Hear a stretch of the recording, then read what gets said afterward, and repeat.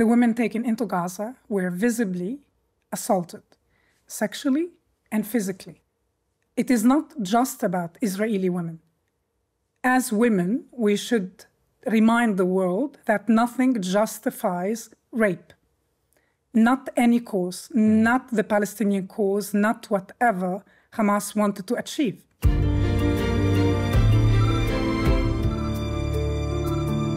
Shalom and welcome to another episode of In Our Neighborhood, a show where we focus on telling in-depth stories about what's happening here in the Middle East.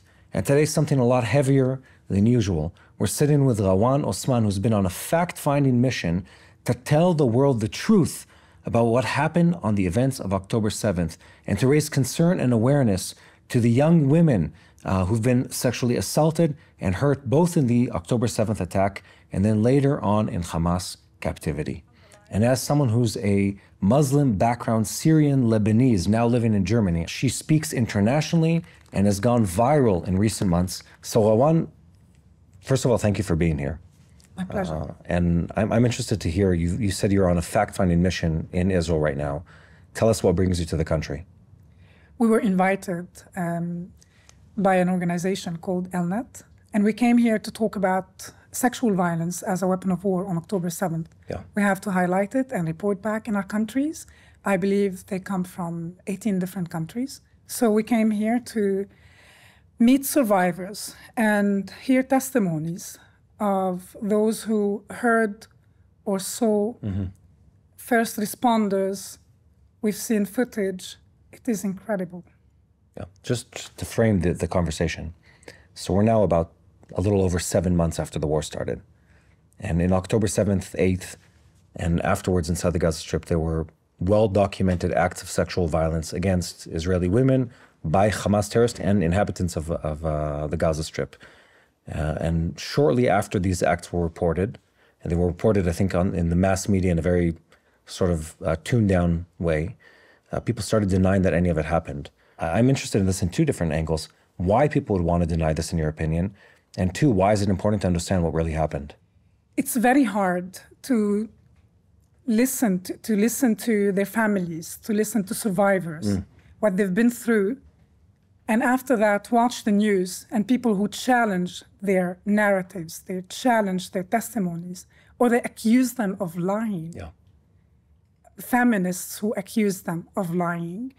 This is shameful. We owe the Israeli women at least to listen to them, right? And then we can scrutinize. There are ongoing investigations. And bear in mind that we still have hostages taken captive by Hamas. The women taken into Gaza were visibly assaulted, sexually and physically. We don't know for sure what happened. And if we want to know, we need them back. We need them to return home. And we pray for that, all of us. We owe them to tell their stories. Plus, we cannot accept that sexual violence becomes normalized. One. Two, why is it denied? Hamas is denying it. It's absurd because they filmed and they broadcasted. They shared with the world. And immediately the world's response was... It's not true. It's not true. Yeah. Instead of condemning them and saying, no, it's a no-go, they were justifying or denying.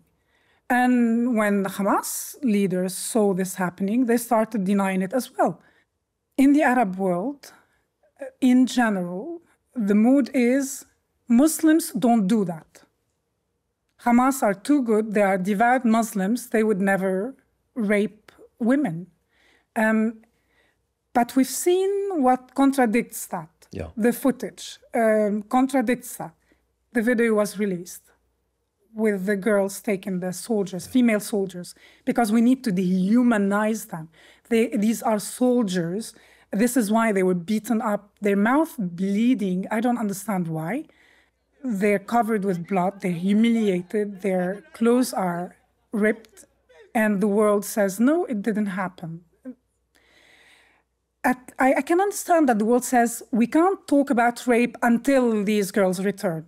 But they're not even considering the possibility that these girls were assaulted probably sexually assaulted as well, because, as you mentioned, there are evidence. There are hostages who returned. Yeah. And they told horrific stories of what happened in the Gaza Strip. I think on a moral conversation level, we're in a very bizarre place. In Western countries nowadays, trying to shame a victim is considered to be taboo on every level. Like you would never imagine in a press level, in an academic level, to come to a woman or a person who comes forward and says, I was assaulted, to say, no, you're a liar, bring proof. And here we're in this sick and perverted conversation where the Israeli government and foreign ministry and the army are having to release video footage proving that Hamas systematically sexually assaulted and planned to sexually assault. Because it wasn't just a passing incident. Oh, one guy here, one guy there. Testimonials from the Hamas terrorists themselves saying, yes, we came with the knowledge that we were supposed to do this. We were supposed to, if we had the time, to rape, then mutilate, then murder the women. It wasn't like an accidental event that took place in the way they're trying to present it. طلعنا من البيت هو قال لي بعد ما طلعنا احنا قال لي قتلناه طبعا طلعت لقيت مستوطن متخبي بالشجر. The moral dissonance between, oh, this is not what good Muslims will do, so they didn't do it, where the evidence is, it is so overwhelming in that direction. How do people, I'm just having trouble understanding, how do they live within that tension? We have to differentiate when we say how do people, which people? There is the West. Western values do not accept what we've witnessed on October 7th, supposedly. In what sense? We have a problem in the West I wasn't aware of until October 7th, where large numbers of people are justifying, denying, or they are aware of what happened. They just don't want to admit that it is a possibility because they're covering up for Hamas.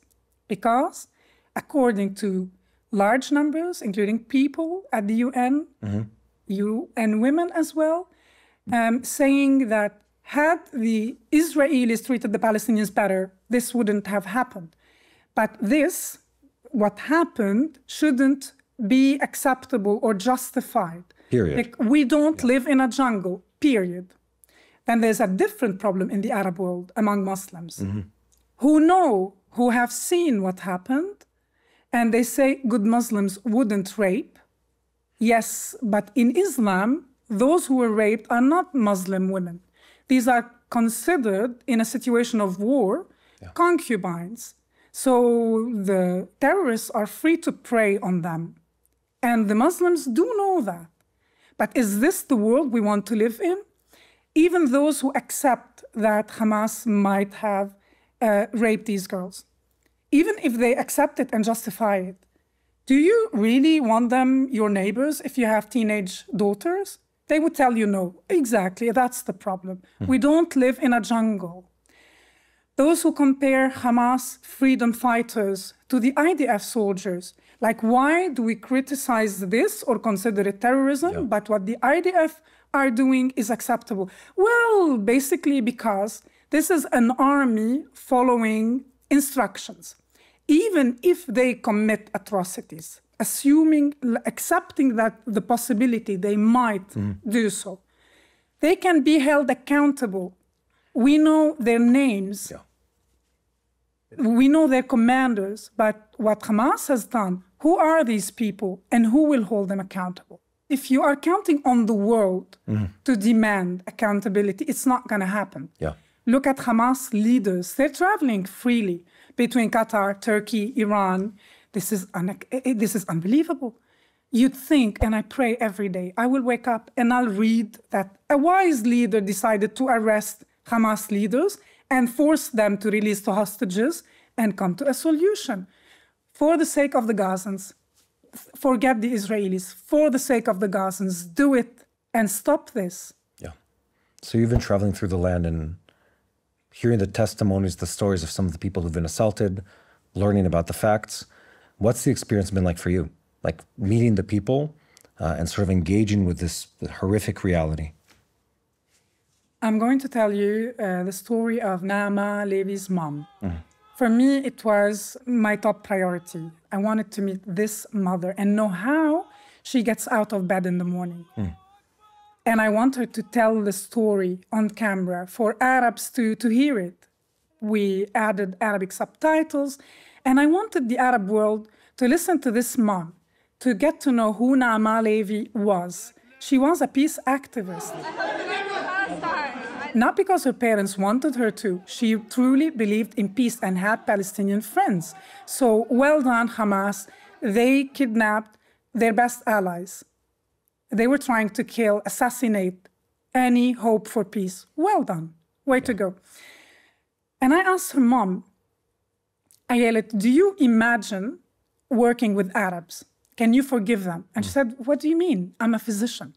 I have Arab colleagues. I treat Arabs every day. And I don't need to forgive the Arabs. Maybe I can't forgive those who have done this to my daughter, but I have no problem with the Arabs. And I still believe in peace.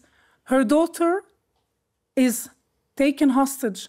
She became the icon, unfortunately, the icon of sexual assault around the globe, and she still finds it in her heart to forgive them. I think that's incredible that, one, on the human level, that someone's able to like hold those two thoughts at the same time. The despair and the concern for the daughter, for her well-being, for the atrocities that have happened to her, and at the same time still be morally balanced enough to understand that there is a bigger picture. I hope we can find the same in the Arab world. You don't have to have any understanding for the Israelis' story, narrative, for their aspiration for a Jewish state. But just accept that they are human beings and what happened is not acceptable. Or think about what Hamas has done and ask yourselves, what have they gained? What have they achieved? Nothing. It was pure evil, and we have to accept that there is objective evil in this world, and this is what this fight is against. This is why, when I say I stand with Israel after October 7th, tall and proud and loud, because this is not about Hamas and Israel. This is a war between our modern world and a backward death cult that's pulling us all down. I think you bring a very powerful message. The lack of empathy to human suffering is highly concerning to me. How someone can, and again, like within all the politics of it and all, the history of it, so what? Put it all aside. How can you be blind to human suffering? So blind to human suffering that you're able to twist reality and ignore facts that are presented to you in the most compelling way and say, because this conflicts with my worldview, I choose to ignore it. I choose to have no empathy for human suffering. And I think that is a huge problem. And what you're doing is sort of highlighting, no, touch the humanity of it. Feel what's really going on here. Reconnect with like the maternal feeling that every woman carries, the paternal feeling that every father carries, to see someone suffering and care for them, whoever they are in the world. What we've seen on October 7th is new and alarming. It uncovered a lot of hatred, monstrosity, and it's frightening because we do have children and we just look at a sad future unless we stop it. This is why I invite everyone to take a moment to consider, contemplate what happened. Is this the world you want to live in? And this reminds me of Second World War. Like, your neighbor is Jewish, they're being taken, maybe killed, but it's okay. You know these kids, and you think, but they're Jews, it's okay if they die. We are living that now. It's unbelievable. When I read the news on October 7th, I couldn't move for like 2 hours. I couldn't stop crying. And yes, I was watching Israeli victims, but I was always thinking, what on earth is going to happen now? I was thinking, if I was a mom in Gaza, waking up to the news, I would be petrified. You know what's coming. Hamas leaders said it repeatedly. Yes, we know and we're prepared. Prepared how? Prepared to sacrifice their population. Exactly. You're hiding in tunnels and your families population, your families are left exposed up there. If the IDF and Hamas swapped terrain, they would hide their population in the tunnels and the fighters will be above. And this is what happens in Israel. You have to have a safe room. You have to have a shelter. Building a tunnel is not easy. Yeah, or cheap. It's not cheap. Yeah. It's not easy. They invested so much energy and money to build a sophisticated network. You're not doing a service to your own people. We've seen a lot of civilians cheering on the streets in Gaza, but we didn't see those who were frightened, petrified, hiding at home and thinking, how do I get out? Yeah. How do I get out? And I think that's the painful part of this entire story, is that it is legit to disagree over international policies. It's legit to have border disputes. It's understandable, it's human, it's normal. But, and this is a big but, this war, I think October 7th, was a moment of clarity for everyone involved in it, in seeing what the outcome of government, ideology, and religion are in this part. And you said it beautifully. You said, look at what Hamas has done with the Gaza Strip. Look at what ISIS did before that to your home countries. One mindset of radical Islam, of the policy that comes out of it, is a death cult. You said it, Douglas Murray says it beautifully. It's a death cult that breeds only death and destruction. The only thing it knows how to do is break down and destroy. The only thing it knows how to seed is violence and fear. Look, human blindness is going to exist one way or another, but you really have to choose to ignore the facts. And the facts are, look, this is what this breeds. It breeds death, it breeds destruction, it breeds fear, and it leaves nothing but charred earth behind it. Exactly. It's interesting how the Shia and the Sunnis have this historical conflict. Yeah. However, the agendas intersect when it comes to Israel. Mm-hmm. They just need the demise of Israel to live in peace. But which peace? Give us an example. Where? Which peace? What's your vision for the future? Yeah. That said, we have to commend the decision makers, the leaders of UAE, of Bahrain. I agree. The leader of Bahrain, he had the moral clarity to condemn what Hamas has done. Islam can change. We need a reform. We need to bring it to this day and age. Yeah. God gave us life, and it can't be that we seek death all the time. If they were living in a separate continent where they're minding their own business, then you'd say, okay, it's their culture, they're free. But they want to impose it everywhere, from New Zealand to Canada. And we cannot accept it because we owe our children and the future generations, we owe them better. And if we fight against it, it's going to be bloody, as we see now. Strangely, it's only like Israel and very few countries left in the world who understand the danger coming from that death cult, whether it's radical Islam among Sunnis or the League, the alliance led by Iran that systematically destroyed the Levant or the so-called Middle East. Yeah. As a Syrian, and I'm half Syrian, half Lebanese, but as a Syrian, I never imagined in my life saying that I've witnessed something worse than what ISIS has done. We remember the executions, what they shared on YouTube. Hamas have showed us a new level of crazy, of evil, of backwardness. Yeah. ISIS was a relatively short-lived experiment, and it affected many, many people, but it never built a proper society. And Hamas, if you look at it over an extended period of time, now it's generations going back, had the time to radicalize its society and to really chip away at like the fundamental human values and experience that everyone should carry. And only if you look at it that way, you can sort of somewhat explain how they get to October 7th, how you get to a place where you not only are lacking shame, you take pride in brutality. You take pride in unhuman behavior. You take pride in the murder and the mutilation of the innocent.